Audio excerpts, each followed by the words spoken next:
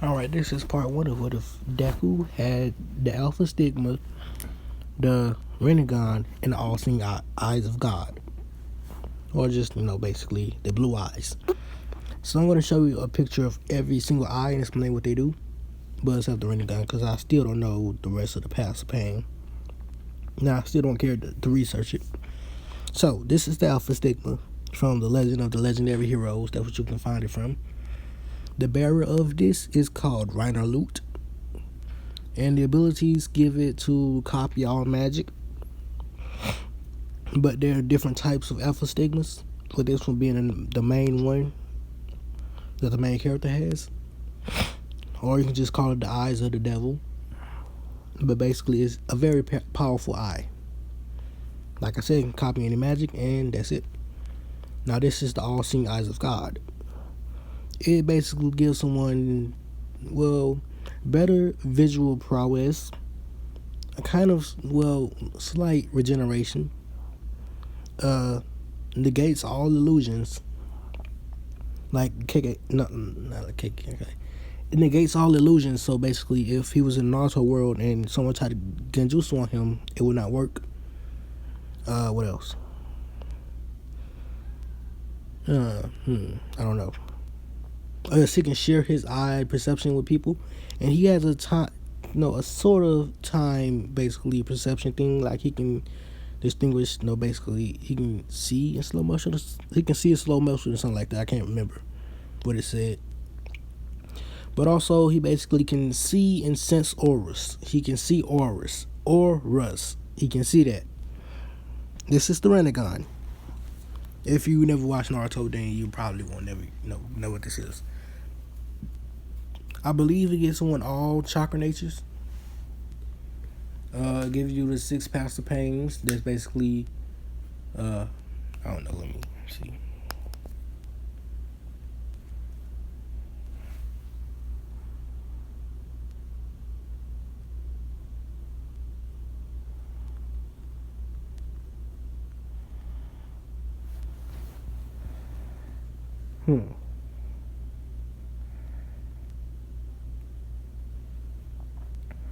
Okay.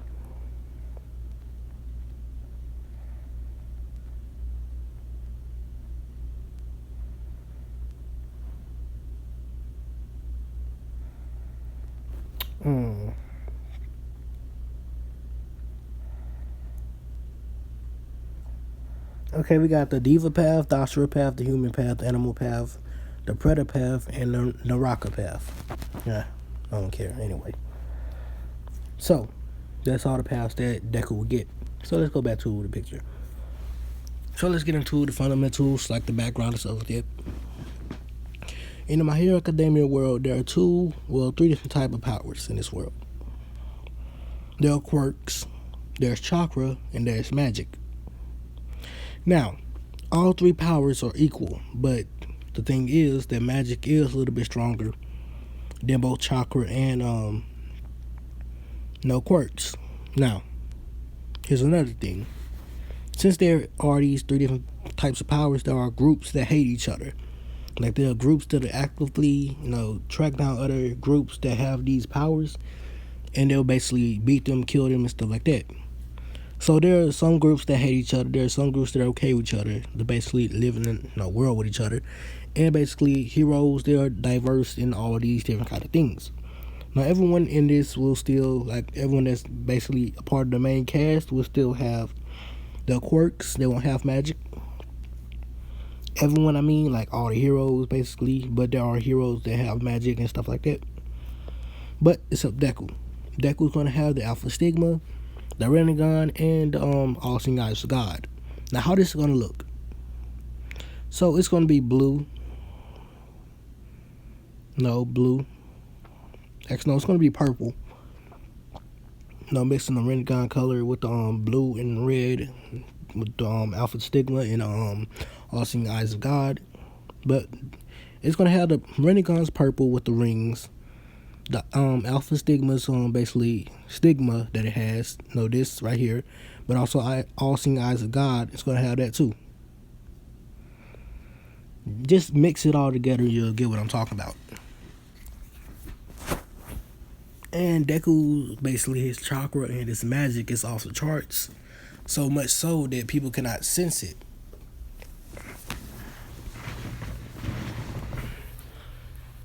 And it's shown that Deku has the pinky toe, so they do call him quirkless.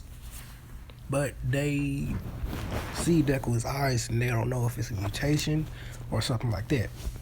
They cannot tell because no one ever had these eyes before. Now, you are not. I don't think you're born with the eyes of God. I believe you're not born with the eyes of God because from the anime, the dude basically, I think his sister or something like that. One of them, his sister or he, made a deal, and he basically lost his eyes, and so did his sister. And he gained the eyes of God. His sister don't have eyes, but basically, her eyes look cool. Can I not lie? Her eyes do look cool. So let's just get back to the story. So Deku just has the all-seeing eyes of God. So Deku, growing up, he can see things that are miles and miles away, like things that are far away from him. Like his senses are faster. He is physically stronger and faster than other people, and physically more durable. And he has a very fast not metabolism, very fast healing rate. He heals very fast. And Deku, when he sees someone use magic, basically he copies that instantly. And he can use that exact magic. But it breaks it down, like analyzing it, and then he can use it. Same thing goes for his Rinnegan. When someone uses chakra, he can, does that too. So with magic, people's magic are basically at a very low level because people don't have as much magic as they wish they did, so they can do very much higher spells and stuff like that. And there are very much more destructive spells, but they cannot do it because it's taxing on the body. If they do it too much, they will die. Now chakra, they can basically do the basic chakra nature stuff like that from Naruto, and basically all of that. Like some have Genkai and stuff like that. But there are no Sharingans and no Byakugans and no Rinnegan's, not like that in this world because I don't want to have them in there. But they do have the Genkais, like the wood release. One person had that, but he actually died. He was one of the top heroes when Nana Shimura was around. Someone had metal release, lava release, ice release, and things like that. So, Naruto can copy Kekkei Genkai. Well, not Naruto, Deku. Because he has all chakra natures. He can basically fuse them together and make this Kekkei Genkai. Because it's not really like a Kekkei Genkai. It's just like a special ability that some people get. If they have the same, chakra natures that actually mix, he can do that. So, let's keep going. Yeah, he also got Yin and Yang release. Okay, so Deku over the years has copied a lot of jutsu and a lot of magic. He also learned chakra control, meaning he can walk on walls, walk on water.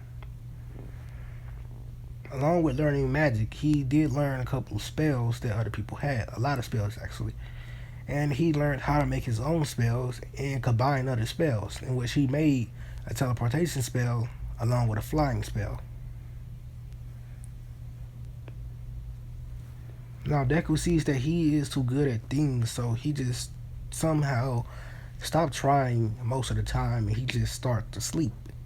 Getting that kind of laid back attitude as if he don't really care most of the time because he sees that he is just too powerful. Now Inko is still implementing into his mind that he has to become a hero, basically someone like All Might, in which All Might still has one for all, one of the strongest quirks in existence in his world. But there are some magicians that basically are very top ranking. Like I'm gonna replace number 3. I think it's Best Genius. That's number 3. I'm gonna replace that with a magician. He's gonna be called Merlin. No, he is a magician. That's number 3. Number 4 is someone with chakra. He's gonna be called Tobirama. Yes, Tobirama. That's him. And he has chakra. He has basically water. Just as Tobirama, but not like real Tobirama. Senju from Naruto. And this went on Best Genius is number 4. So All Might and Endeavor are number 1 and number 2. Merlin is number 3, and Tobirama is number 4. And I think Best Genius is number 5. I think it's Best Genius that's number 2, number 3. I don't really know. It could be Hawks or whoever it is that's number 3. They're just behind Tobirama. So let's just get back to the story.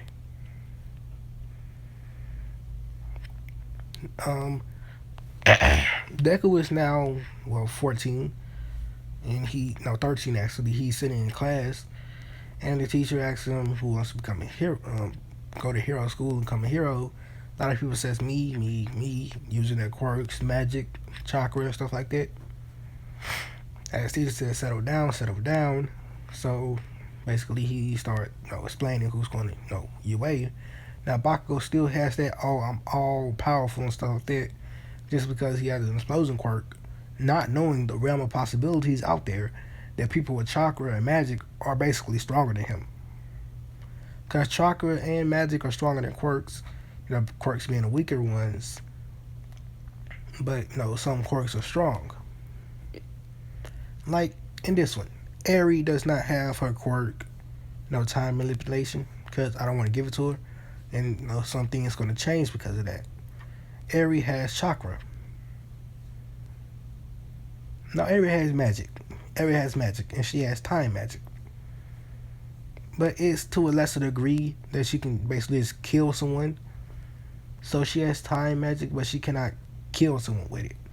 Like, it's to a lesser degree. Like, it's not as powerful as her quirk and cannon, because she has not developed it and she does not know how to use it. So with her not knowing how to manipulate her mana or how to use her magic, so she cannot use it, in which Overhaul does not notice her basically power, and he wouldn't even be able to take it anyway. Overhaul still gets his quirk, and he does take over the Yakuza, but Overhaul does fail in a slight way. How he failed is he forgot to kill the old man. He basically just took over it one day, and the old man noticed this, and he says that Overhaul quirk is too powerful for him to handle, in which he has chakra, but for him to take down Overhaul will be quite a hassle. Actually, no, he has no magic mana, because his granddaughter has basically mana. So his son is alive. His son is alive because Eri did not kill him.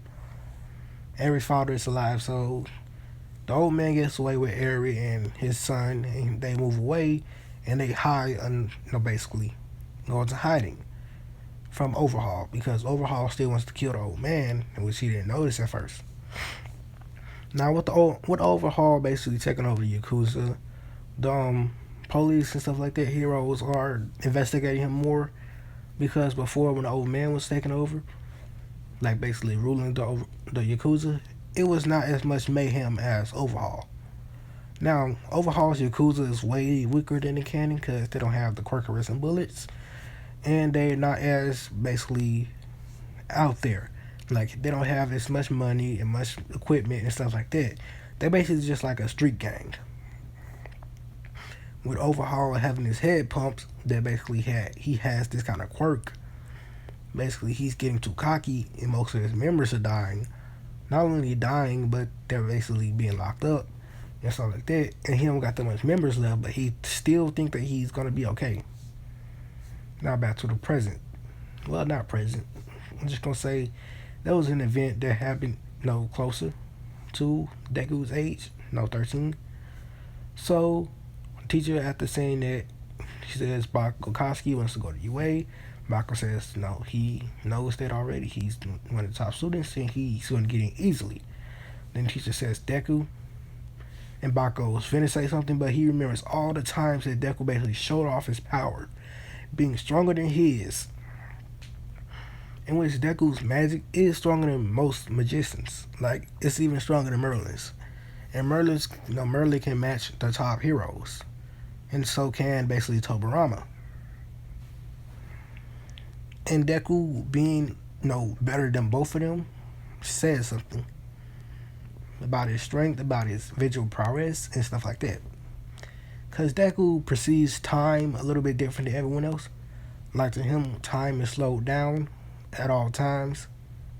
I didn't mean to say that, but at all times, time is slowed down. So he basically sees people moving in slow motion. He perceives people moving in slow motion. He hears them moving in slow motion. That's how basically this working for him. And since he don't know how to control this, he basically just sees this like this. So the teacher, after saying everything about Deku, school class ends. Bako walks with Deku and tells him to drop out of the way. Deku not even caring. Basically, he has his book set. No, not book set. He has his book in his backpack, whatever, book pack. I didn't mean to say that. He has his book in his backpack. And he just goes to walk away. Bako goes to throw an explosion at him. Deku just uses, water jutsu, basically. Not even basically using both hands, to do it. Just using one hand. And he speeds through hand signs at a, basically invisible rate. Like, people cannot comprehend what he's doing. It's so fast. And he puts out Bako's explosion, jumps out the window, and starts floating down to the ground. He then walks home. Along the way, the sludge villain did try to attack him, but he jumped out the way fast enough because he received the sludge villain coming out very slowly. So Deku jumped back. So what Deku does is basically he just says, no, fireball. Not fireball jutsu, just sent a fireball at him. This is magic. And he basically just incinerated the sludge villain. And he's just walking away. Now that's when All Might comes and he sees on the ground a burnt up sludge villain, and he's wondering what it was that did this. So All Might collects the sludge villain, but the sludge villain is barely alive. So he gets to the prison or jail, and they imprison the sludge villain. So over the 10 months, Deku does turn 14. And he basically gets control over the time time thing. So he can turn off the time thing, so he does turn it off because he hates seeing everything in slow motion.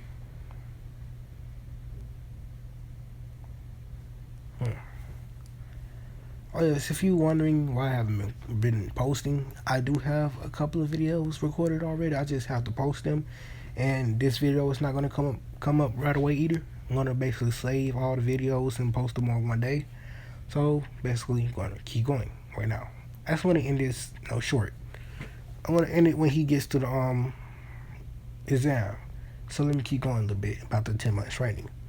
So over the 10 months, Deku learns and he refines all of his jutsus, basically speeding up the process of him doing the hand signs, things like that. Learning the Shadow Clone Jutsu, which he uses to basically speed up his time training, in which he gets a handle on all of his Rinnegan abilities, which he didn't have full control over at first. He gets a handle on all of them. Like, he's not a master at all of them, but he is a master at some of them. Like, he learns the weaknesses of them and things like that. But he sees that his other powers, like basically copying magic and things like that. Now, he do not have the curse of the Alpha Stigma, in which is what this is. If you don't know what the curse of the Alpha Stigma is that basically all wearer. No, he does have the curse actually. Now, what the curse is, all bearers of the Alpha Stigma, when they get too angry, they go out of control. So I'm going to get that to Deku too. So when he gets too angry, he'll get out of control. Basically, his powers will be, basically drastically increased. And that's going to be very fun to deal with at the USJ. Off one still has a quirk. So he cannot steal magic or, chakra. He can't steal it. Now, chakra and magic cannot be given to anyone that does not have it. So no one can gain chakra magic. So that will not happen. But there are some interesting things that will happen because of this new world. Now, let me tell you a little bit more about the world. Wars did happen, and people basically started peace treaty that like there's no more wars. Well, seemingly, but there are still wars that are being fought. There are animals in this world that are different, like quirk beasts, but there's also mythical beasts like with magic, and some other beasts that have chakra. So that's also accounted for. So there are another division inside the hero course. Basically, it basically deals with all these animals and basically don't kill them, just basically protects them and keeps them away from the human population to basically just handle them and basically keep them alive, but just keep them away from humans to basically stop the conflict and basically all of that. So after the 10 months training up, Deku goes to the entrance exam, and I want to get to that part next time. Thanks for watching. Peace out. See you guys next.